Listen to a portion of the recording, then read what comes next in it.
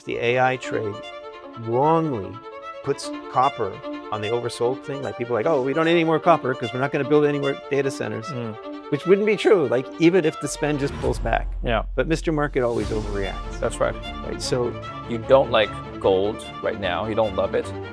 So maybe that's the pair trade there. Special coverage from the floor of the World Symposium is brought to you by Palisades Gold. Pleased to welcome back to the show, friend of the show, Lobo Tiggre of the Independent Speculator. You can check out his work, link down below, but his Twitter X page as well. Lobo's been on several times. He was on just a couple of weeks ago. We were talking about how low gold and silver will go. And this was an extension of our conversation earlier in late January when gold and silver had just reached its all-time highs. And so do check out Lobo's last interview with me, link down below. We're currently at the World Symposium. Welcome back to the show. Lobo, good to see you again. So how much lower do we have to go? I mean, that's the question you've been bombarded with all day. everybody wants to know. An extension of our last conversation, yeah. Right. So my answer is, of course, I don't know. Yeah. Nobody knows. My base case has been correction and consolidation before the next big move being up. People want to say I'm a bear because I'm not a raging bull. It's not true. My base case is still that the next big move is likely to be upwards. But that involves the correction and consolidation first, Sure. which means I'm not in any hurry to buy. I've got time to watch that develop before I decide to take the plunge. Well, you did tell me last time if it goes to $3,000 gold, you might buy more. That's the alternative. Now, this is not a projection. Sure. It's not a prediction. It's certainly not what I want to happen.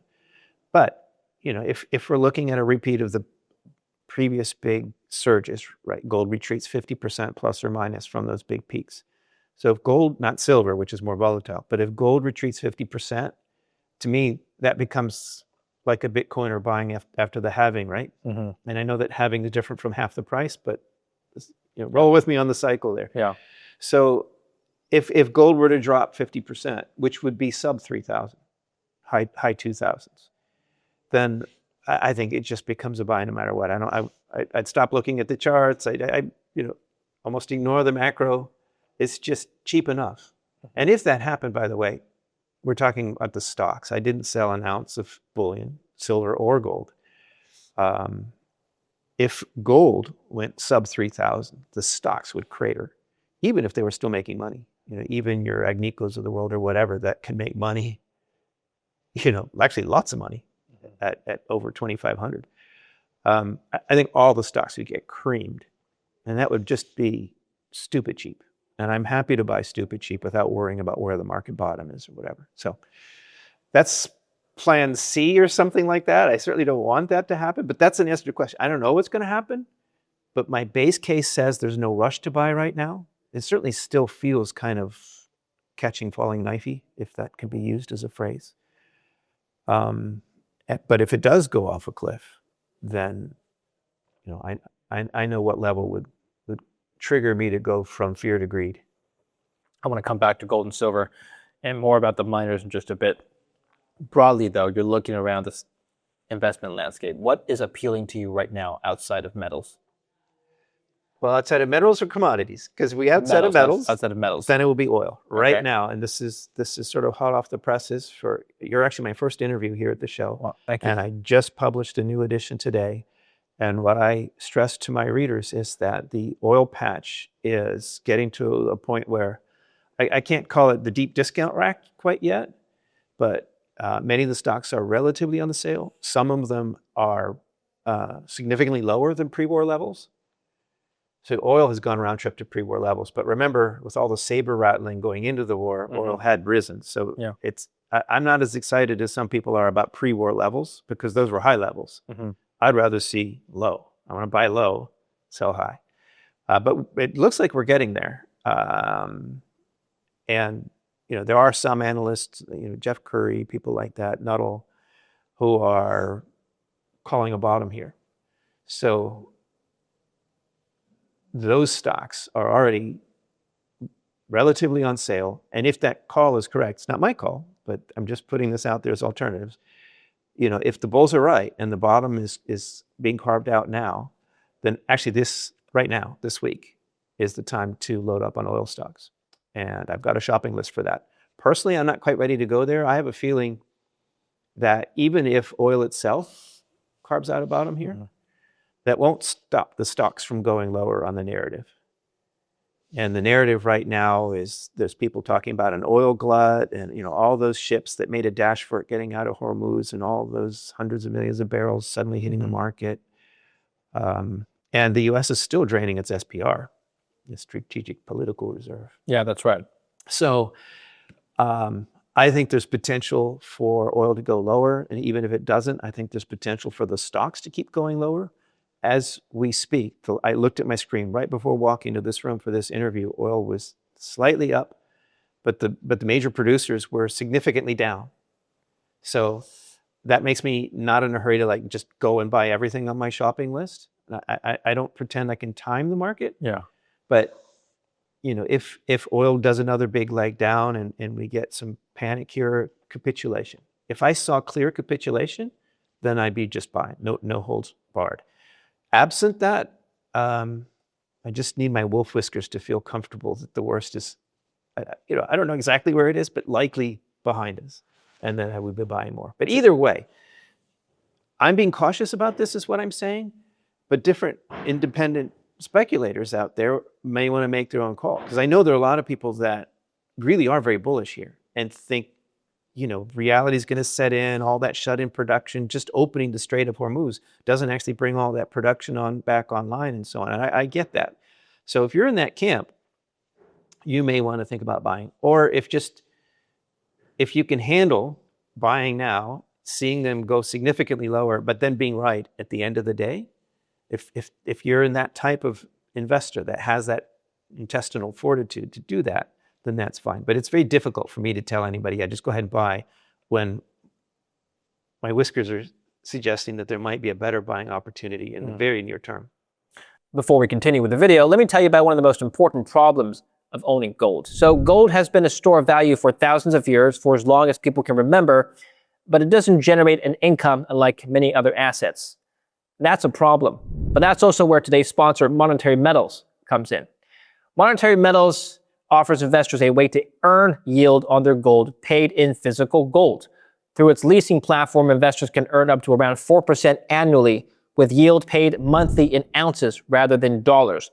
That means your return is measured in gold itself. The gold remains your asset and can be redeemed at any time. Thousands of investors are already earning a monthly yield in gold through Monetary Metals. Visit monetary-metals.com/Lynn, link down below, or scan the QR code here to learn more and get started. And you can start earning a real yield in gold today. How is the second half of 2026 going to be different from the first half? I'm talking about everything here. Boy, well, assuming the war doesn't reignite, which is not a very safe assumption. And on one hand, now you're talking macro, right? Yes. Okay. Yeah, so, what changes for all asset classes in the environment? So assuming the war doesn't reignite, then that does change the latter half of the year. Now we're in the wind down from war and the war fear, the war premium, the war penalty, all that stuff war related, that fades further and further into the rearview mirror. And I think maybe a clear market sign of this is the way recently the markets, the broader markets, have flipped from responding to war headlines to Fed-related headlines. So, the most recent inflation prints, the most recent job numbers, those had much more impact in the last couple of weeks than they did a couple months ago when everybody was just worried about the Strait of Hormuz or the barrel of oil. And because the Fed's reaction function, and how's it going to be under the new hawkish Warsh, right? And I'm waving my arms and smiling when I say that because so far there's no actual evidence that the Fed is going to be hawkish. We know that Trump didn't want to put a hawk in there. All we have is words, and that's easy to try to set a tone with words. But the economic data not be evidence? Harder inflation print? The Fed. I'm talking about the Fed's reaction function. I'm not talking about the data. Okay. I'm saying we don't know yet what the Fed is going to do. They held, which they would have done anyway under Powell. Like there was no difference between the Fed under Powell and Warsh as of this last meeting. Only the tone is different. And I think it's dangerous to take the tone as hard data. That is the softest of soft data. Yeah. So what I'm saying to answer your question is, assuming the war doesn't reignite or Ukraine goes up in a bigger way or something, then I do think that we go back to Fed watching primarily. I think monetary and fiscal policy, fiscal dominance, becomes much more powerful again in the markets. And probably that makes for a generally upward and to the right kind of thing in that environment. Real quick, I must say, even though I'm convinced the U.S. wants out of this war, I'm pretty sure the White House wants this war to be done and gone with. The other side gets a vote. I'm not so sure that Bibi wants this war to be done. And he's got an election also he's got to deal with. And if it seems to the average Israeli voter, I'm not there, I can't tell you. Maybe somebody in the audience who is can tell us. But if the feeling in Israel is the job isn't done, maybe Bibi needs to stir things up a little bit and try to get things going. So I'm not making a prediction here, but I am just trying to highlight that I think all of my answer about how the second half of 2026 might go is on the premise that the war doesn't reignite. I think it probably doesn't, but I think the possibility that it might it's not like 1%. It's not like 5%. It's a significant possibility that other parties may have a different agenda than that of the White House. Do you think the Fed's watching the war? For example, let's say it does reignite. Let's say it does. How would that change anything, given that the Strait of Hormuz has always remained closed? It's still closed technically, and a reignition of the war means it's still closed. So from that, closed, from that perspective, the market has already normalized to that outcome. You're asking me to write a work of fiction here with my words, but the economist answer would be, on one hand,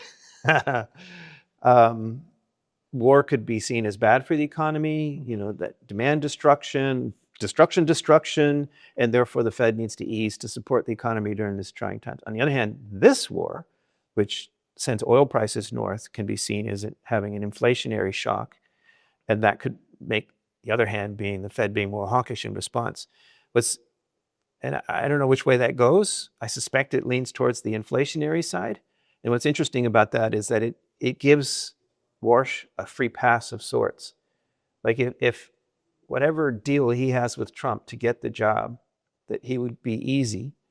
If we say, oh, well, the war blew up again, now we have a reason why we have to be more hawkish, or we have to raise rates even, or something like that. It gives them cover to do that. But I'm not sure that they would. And here's one of those things where you just don't know, what does he really think versus what does he say and who are his audiences? Yeah, but Warsh has also indicated that perhaps he's going to skip a few data points, look at the bigger trend. And the bigger trend is clearly higher inflation. Don't you agree? I do. Does he? And the other thing is, I think he's smart enough to understand some of the things that we've discussed with our friend Lynn Alden, right? Is monetary policy the right tool here? Is raising interest rates, the Fed funds rate, is that really going to help if the proximal cause is higher oil? I mean, that's not going to change the price of oil. Yeah. Or, if it does, to raise rates enough to create actual demand destruction, and it's not just economic throttling, to create demand destruction for oil in the United States, not Sri Lanka or someplace, but to actually get people to drive less or use less oil in other ways in the United States, that would take some pretty serious shock therapy. People might, spend less on luxuries and stuff like that, but you're still going to drive to work. You still got to drop the kids off at school. So I don't know. I don't know him. I'm not a Fed whisperer, but it seems like he might be smart enough from some of the things I've heard him say to understand that tool, rates, may not help much in this environment. So we'll just kind of have to see how it goes. But I think the bottom line, this isn't helping the audience very much to say on the one hand and on the other hand and not have a pretty clear answer. But whatever the Fed's reaction function may be, what is clear is that a reignition of the war would have a highly inflationary consequence in due course. And they don't just mean because of the oil price going up. It's the response to the war. It's the money printing in response to the war. So, Peter Schiff does a good job of explaining this. If just oil goes up, then people will spend less money on something else to pay for that oil. So net, higher oil prices by themselves are not inflationary.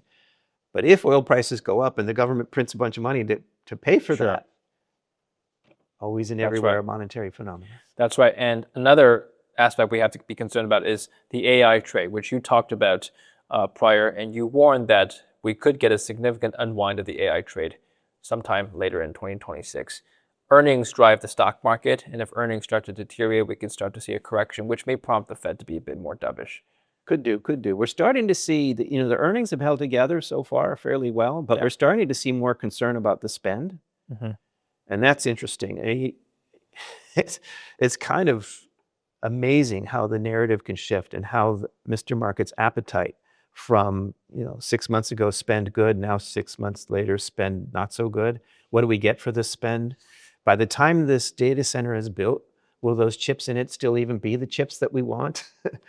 Or if we do build it, I think it's Meta is one of the big hyperscalers that has already recently talked about renting out excess compute.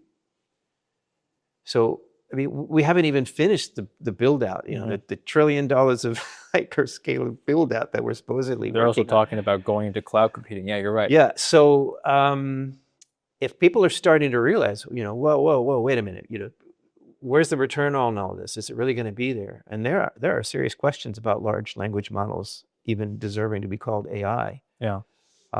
So if that unwinds, it has broad implications for the general markets, but for us as resource investors or speculators, to the degree that something like copper or even silver, but certainly uranium, got a tailwind as an AI picks and shovels play, then that tailwind can become a headwind.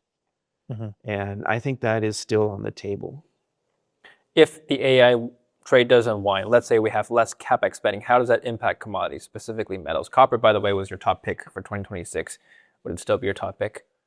For the rest of 2026? If, let's say, we have an unwind of CapEx spending. Yeah. No, so my outlook on copper is very long term. And so I don't want to be guilty of schadenfreude. I don't want to wish Sure. for anything bad to happen to anybody. Yeah. But as a person who wants more copper in my portfolio, I got to say, I would actually love for this to happen. If the AI trade wrongly puts copper on the oversold thing, like people are like, oh, we don't need any more copper because we're not going to build any more data centers, which wouldn't be true, like even if the spend just pulls back. Yeah. But Mr. Market always overreacts. That's right. Right. So if there's this big like sphincter tightening moment and everybody reverses direction, copper could wrongly be sold off in a big way. And I would take the other side of that. I would love to be able to take the other side of that. Don't know if that'll happen or not. If it does, I have a bunch of cash from the profits I took when we talked last, ready to deploy in that space. Uranium, still your most bullish near-term call? Well, most bullish near-term call. Actually, no, I would say I'm more bullish on an oil rebound. It may go lower before it goes up, but if we're talking second half of 2026, I think we see oil come higher, significantly higher from where we are now, and certainly from where I think we might go lower. Would this Iranian war be not near a long-term bearish for oil in the sense that it's, as you said last time, a paradigm shift for energy, and now there's probably a spur of demand long-term for alternative energy sources? Yeah, I don't think so. I mean, maybe if you're in a place, well, like Puerto Rico, we actually burn oil for electricity. And believe it or not, there's a nuclear power plant that was started and never finished in Puerto Rico from the 60s or something. You can see the show. In a place like that, if you went nuclear, it would make a big difference to their power consumption and the raw materials consumed. But, it was probably more significant for coal and gas than for oil prices, which we use more for transportation. I mean, uranium, nuclear power, it sells at 24/7 baseload power. Yeah. Always on power. Oil is much more affected by how often people drive to grandma's. If you had to lay out a pair trade, long something, short, or staying away from something else? Actually, so permit me to come back to that. Okay. I didn't finish answering the uranium question. Uranium. My hesitation there is just, we're near the incentive price for uranium. Production which is does above 60. well, I mean, that was a moving target. Yeah. Inflation adjusted, I Okay. would say, 80 plus or minus. Okay. And we're there. Okay. And there is production that is still coming online and being ramped up. People have not stopped trying to build out uranium at all. I also think the writing is on the wall where the industry expects higher prices. The long-term contract price is still above spot. And so that gets to the answer of your question. The spot price it's like a rubber band that shoots above and below the long-term contract price, but it never goes too far for too long and then it snaps back. And it has been consistently below the long-term contract price for months. So I think spot has another snapback coming, which would be upward, and that would be good for the stock. So I have high confidence in that, but it's not necessarily a huge move. And I think a lot of people see this, so the stocks are not particularly on sale. Whereas that's why the oil answer came back again. A lot of the oil stocks really are on sale, at least compared to recent highs. I mean, many of them are below pre-war levels in price, which is interesting because oil looks like a higher for longer story. Yeah. So yeah, I like uranium. I'm very bullish still on that thesis. It's just not super cheap, and I own a bunch already. Most of my portfolio right now is uranium stocks. So I'm not personally feeling any sense of urgency to add at this point, but it's such a solid thesis. I say this, but I think it has to be said. It would take a Chernobyl scale event to derail this. That is possible, but very unlikely. And absent that, this is as close to a sure thing as I have experience with in these markets. So if I didn't own any uranium stocks, I would seek to remedy that this week, like the next dip I'd buy. Okay. Pair trade. Pair trade. Well, I like peaches better than pears, but pair trade. Well, let's go over what you like. Oil, right? Long-term uranium, long-term copper. You don't like gold right now. You don't love it. So maybe that's the pair trade there.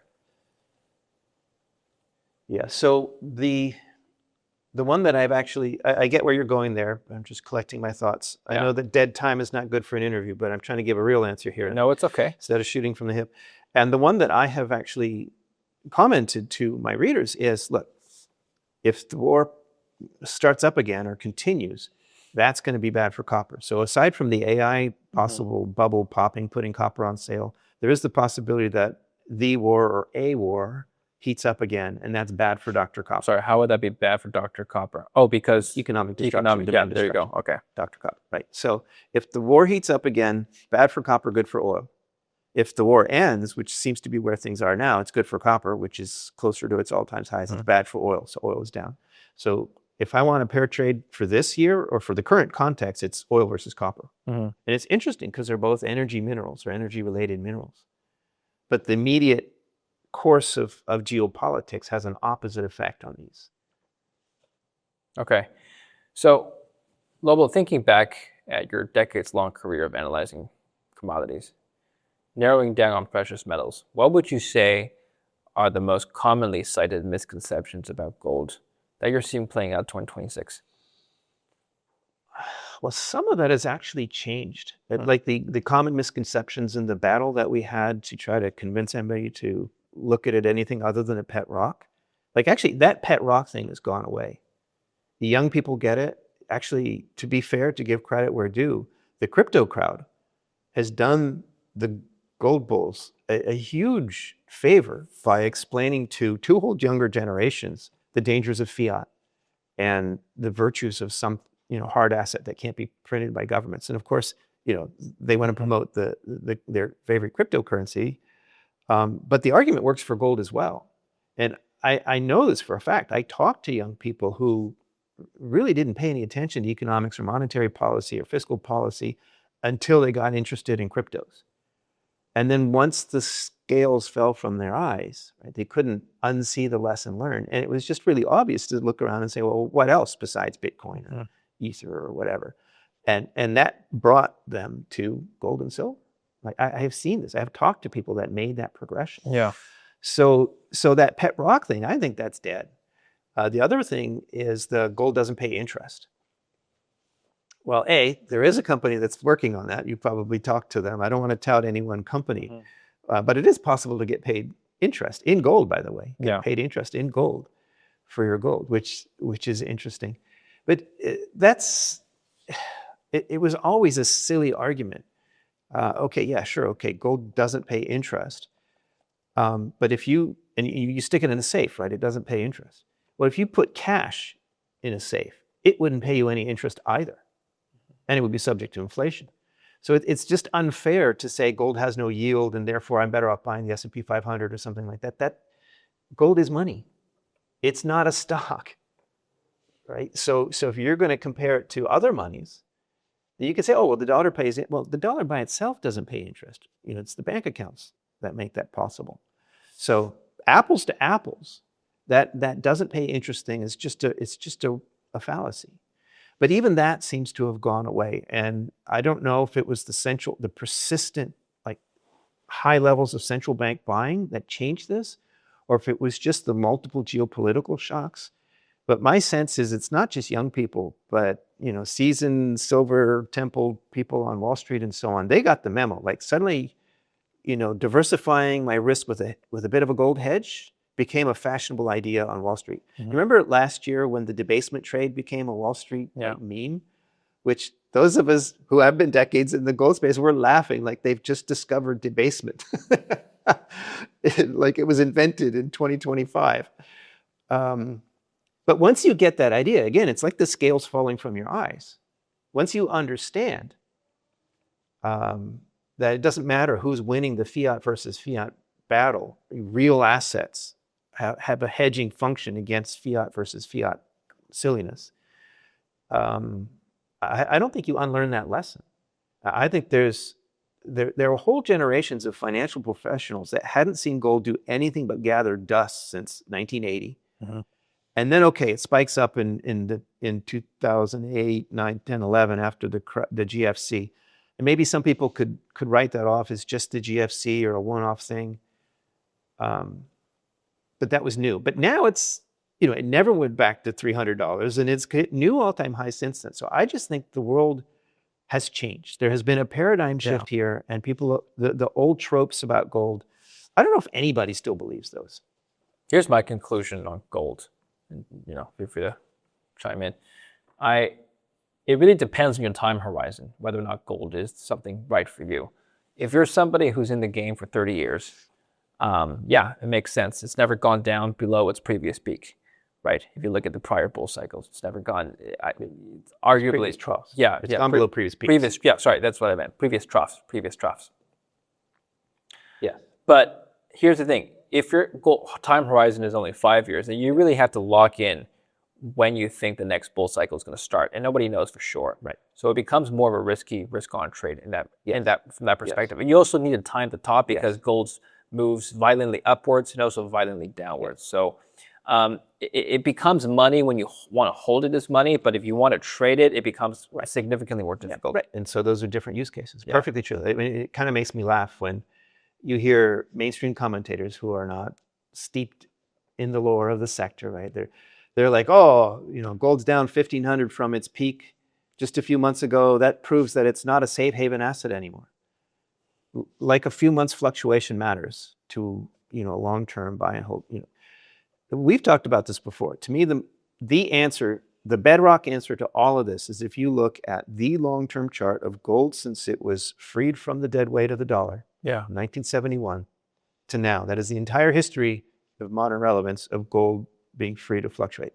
And you look at that versus the purchasing power of the dollar, which is the main thing it's compared to, and it's a giant X-shaped thing, which is what you're saying. So over the long term, there's no question.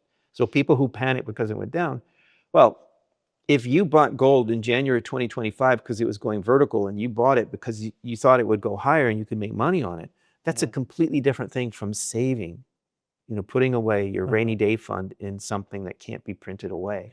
Completely different use case. There are just one more thing. So if I did want to do that, if I did want to trade based on what I thought were the market troughs and peaks and where we were and all that sort of thing, I wouldn't do it with bullion. Right. You got to pay manufacturing fees, your storage fees. I wouldn't do that. I mean, that's my savings. If I'm going to do that and I want leverage, I'm buying the stocks.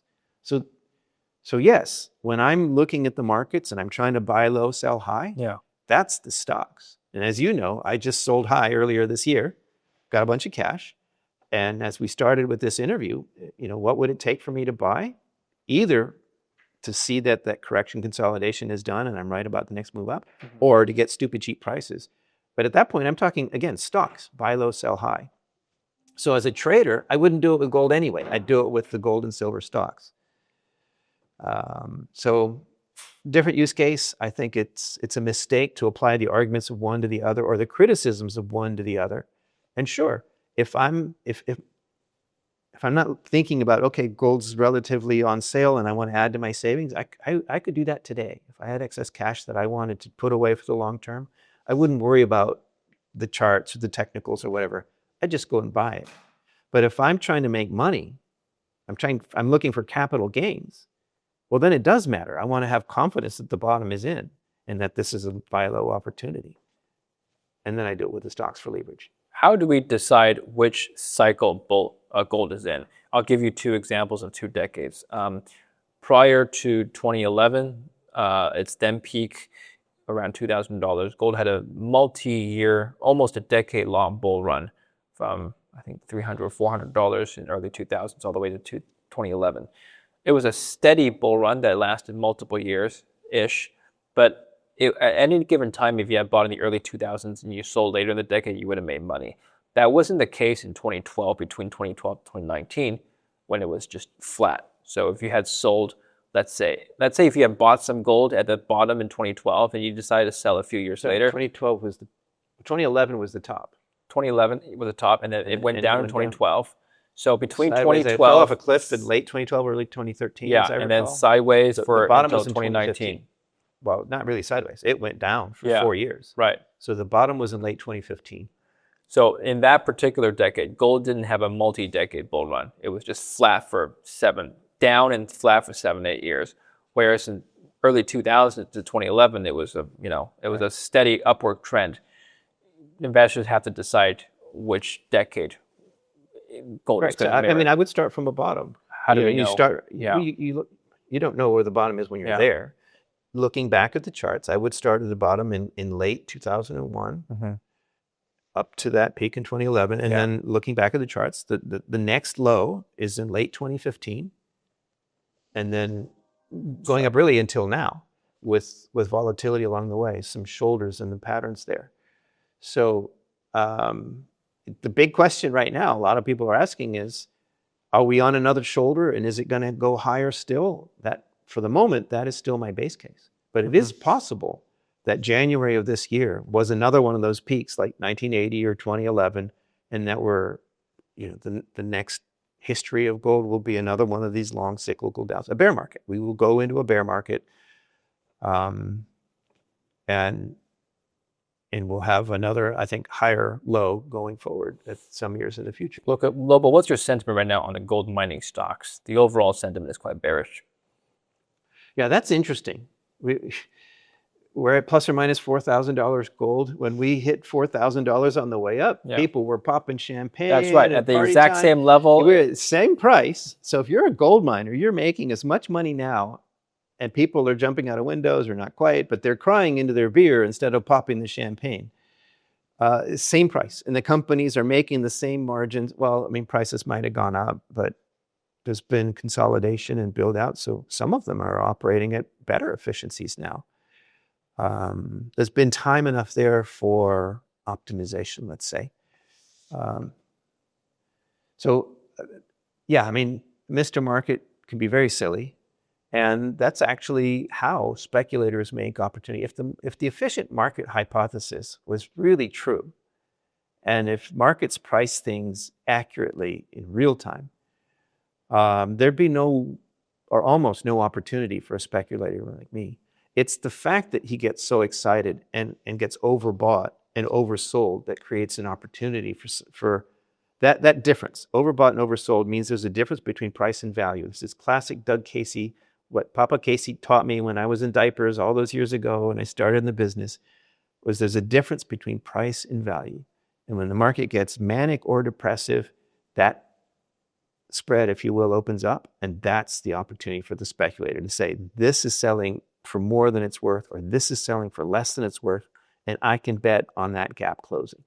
So we're at the Rule Symposium right now, and there's a collection of companies that Rick Rule likes. What would you ask them to gauge whether or not they're doing what you believe would be shareholder value activities or pursuing strategies that you would like during this particular time when sentiment is low but price is still relatively high?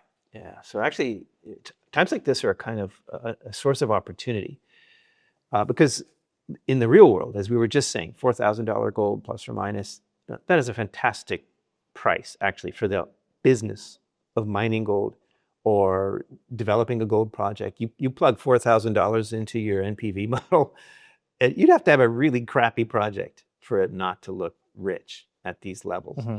So that's good. If you walk around and you talk to people and they're whining about these difficult market conditions and you can't raise money when the market's irrationally negative, they're actually telling you something. Because if your project has merit at these levels, you're not going to have trouble raising money. Rick will pull out his checkbook for a good project at these levels, regardless of sentiment. So there's one easy litmus test. Anybody who says, oh, there's crappy market conditions, we can't raise any money, or we don't get no respect, they pull a Rodney Dangerfield on you, red flag. The other thing is, in terms of adding value, they should have done this already in terms of raising money. Anybody that is not flush with cash or hasn't recently taken advantage of the higher levels and the recent enthusiasm to raise money, that's probably a red flag. Like, why don't you have any money? Why were you unable to raise money when gold's over 5,000 and silver triple digits, right? So these kinds of things, when the markets fluctuate like this, they give you a chance to ask these questions. But the bottom line is, what are the deliverables for, let's say, the next few quarters, this year ahead? What's that going to cost? How much do you have in the bank? And the answer to those questions will key into these other things. And if they start whining about difficult market conditions, that's it. If somebody says to you, look, to your question, well, we're not raising capital now because the capital is not there. Red flag. Okay. Yeah. Capital's there. If you've got a good project, capital's there. Yeah. And they should have done it already. Right? Mm-hmm. So yeah, and beyond that, for due diligence purposes, the more you know, the better the questions you'll ask to know, like, if they say, I guess if they say, oh, well, we're producing now, we're going to double production. That's pretty obvious. Anybody can see that, okay, if they deliver on that, that should add value. But if they talk about, the kind of geophysics they're doing and the signal response they're getting and their interpretation of the colorful blobs on their charts and so on, you probably need to know more about the science to decipher that and how helpful is this. Mm-hmm. But yeah, it all comes down to discipline is my favorite word. I want to see fiscal discipline in the companies. I want to see more money going into the ground for exploration and development than into G&A and promotion. If we're a producer, the bottom line really is the bottom line. And I have no patience for companies, gold companies that can't make money at $4,000 gold, let alone $5,000. Yeah. Right? There's no excuse for that. Okay. A paper loss or something like a Forex, that's different. But you better be generating free cash flow, good free cash flow in this market. If not, there's something deeply wrong with your project. Right. Lobo, it's great talking to you. As always, my friend. Thank you for popping by. Tell us about what you're expecting at this conference. This is your first day, and then tell us a little about your own work and how you're participating here. So I'm not sure how many people are physically present at this conference. Maybe 500 or so. I've got 50 RSVPs to my reader receptions. So 1 in 10 people here are planning to come and ask me questions for my reception. It's funny, that's more than at PDAC, which is 30,000 attendees. All right, so it's pretty striking. It seems like there's a strong overlap with people who like Rick Rule's disciplined way of doing things and people who like my way of doing things. So one of my reasons for doing this is it's my chance to meet. I live in Puerto Rico. How often am I going to run into my clients? Yeah. I can meet and greet with my clients, and I appreciate that. That's probably the big thing that I get out of this more than anything else. The companies, they would all return my phone call, let me just say. So I don't need to come here for the meetings, but the company meetings can be helpful. Sometimes they'll have some props, some rocks for me to look at that you can't see it with a phone so easily or something. So there's information there. And you never know. Sometimes there's buzz on the floor of some new project, some new discovery that I hadn't caught wind of yet. That's useful. Honestly, I enjoy these. Rick's not paying me to say this, but I have fun when I come here. And, you know, these are my kind of people, and I like coming here and hanging out a bit and talking with them. And it's great to get to meet people, especially if my work has helped someone. Like this morning, I have been thanked profusely by at least 6 people. That feels good. As a human being, that feels good. Right? People are paying me and they're thanking me for that opportunity. How cool is that? Well, you've done great work for the community, so we all appreciate your work. Tell us where we can find your work if you're not already at this conference. IndependentSpeculator.com. My standard easy sales pitch, folks, is I have a free letter, a weekly macro letter. It's free.